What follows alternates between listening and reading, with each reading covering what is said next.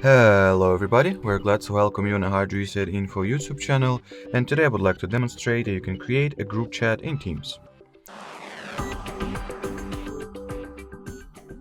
So to begin with, open up the second tab at the bottom that contains the list of your chats.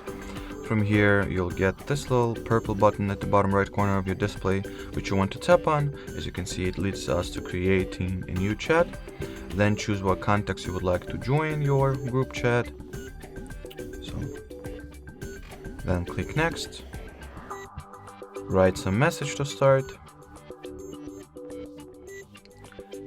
then enter the group's name or the group chat name,